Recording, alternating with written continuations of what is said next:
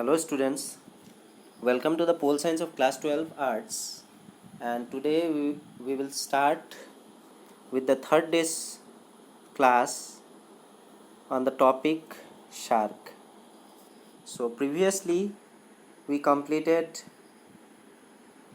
the content like beginning of shark, the aim of shark, then its introduction, then reasons for formation of shark, and lastly we read about the history of shark, what led to the actual formation of shark. So today we will start with the objectives of shark. What are the objectives? We read about aims. Firstly, the aim at giving cooperation in the 11 fields starting from agriculture, education to science and technology and communications. So today we will read about the objectives of the shark. So there are two objectives under the heading primary and secondary. So firstly we will try to understand about the primary objectives. So under the primary objectives, number one objective was to improve quality of life and welfare of people. So all these 8 member countries were cooperating in the fields of science and technology and many other factors. So along with that, they had also the objective to improve quality of life of the people also. That means they were giving aim to raise the standard of the living of people living in all of these 8 countries, South Asian countries, and along with improving the quality or standard of living, they were also aiming for the upgradation of the welfare of people, so that when they will be able to improve the quality or standard of the living of the people, of course that will lead to what? That will lead to the welfare and development of the people. The number two primary objective was to economic, social and cultural development. That means to develop these 3 factors.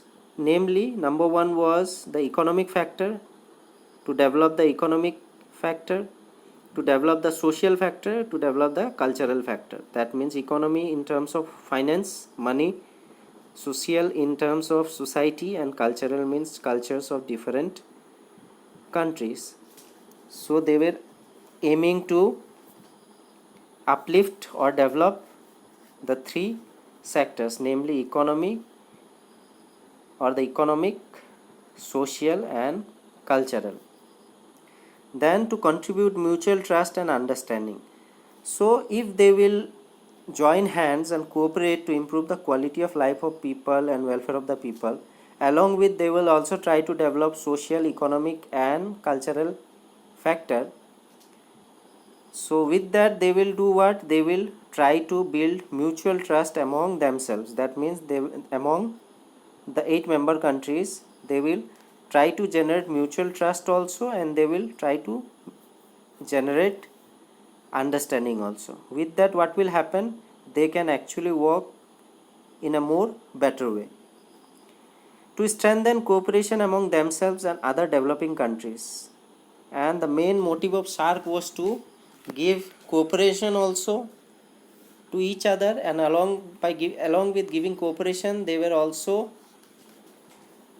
aiming or having a vision to give a hand of cooperation to other developing countries also. Other than their member countries, they were also having a thinking over that they will extend their cooperation whenever needed to other developing countries also. If they are not their members also, then also in that factor also they will give their hands of cooperation.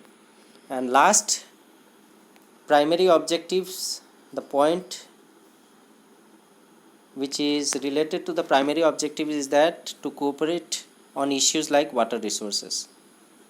And this is the most important point regarding the primary objectives, because of the fact that all these 8 countries will try to cooperate on issues like water resources. So we can see in many countries that the river waters are the main issues between many countries. So for that only, the member countries of the SAARC are actually trying to resolve and are trying to give a hand of cooperation to resolve issues like what? Water resources. Clear?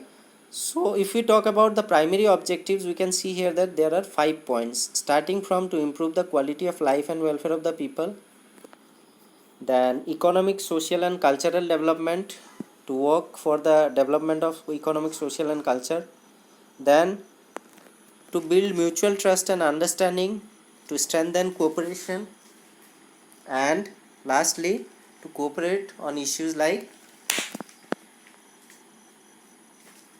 water resources. Clear? So let us come to know about the secondary objectives of the SAARC. So in relation to secondary objectives, SAARC also looks in critical areas like poverty, education and culture. Clear? It is having a look in, it is also working on areas, critical areas like, which is very much needed in today's world. They are trying to eradicate what? Problems like poverty. Clear? Then uplift the education sector, and along with that they are also trying to uplift the cultural sector. This is the first point under secondary objectives.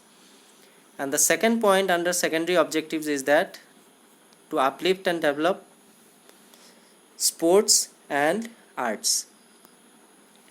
Clear?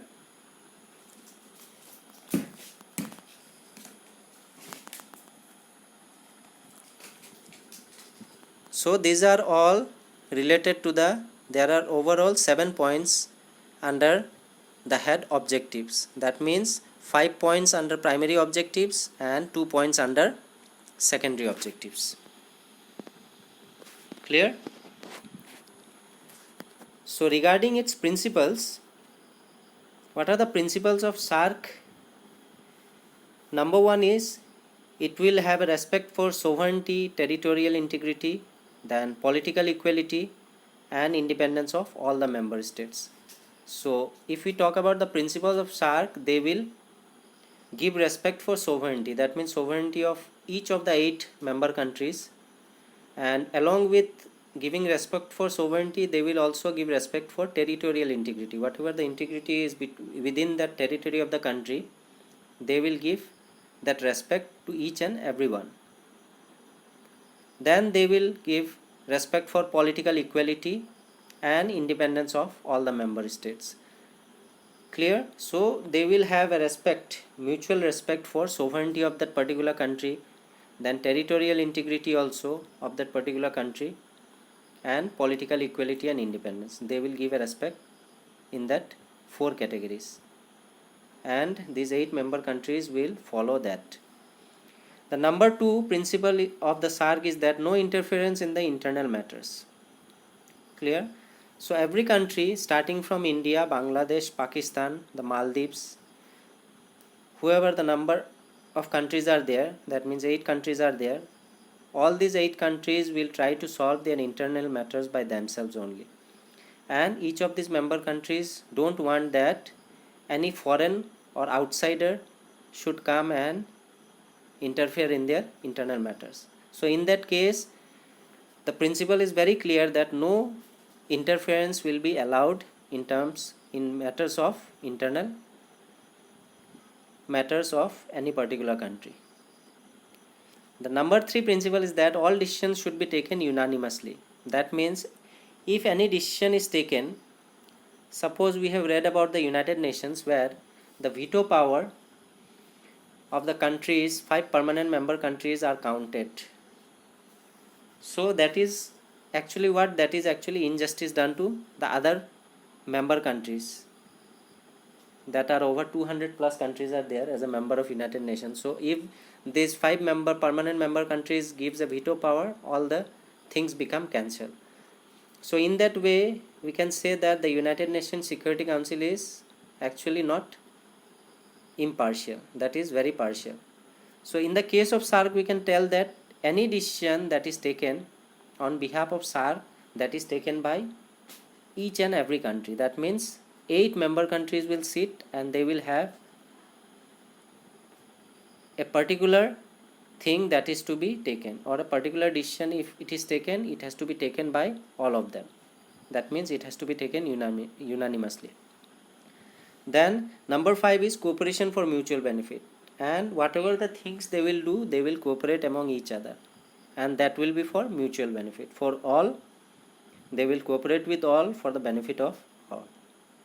And last principle is that all bilateral issues to be set aside and all the multilateral issues to be discussed.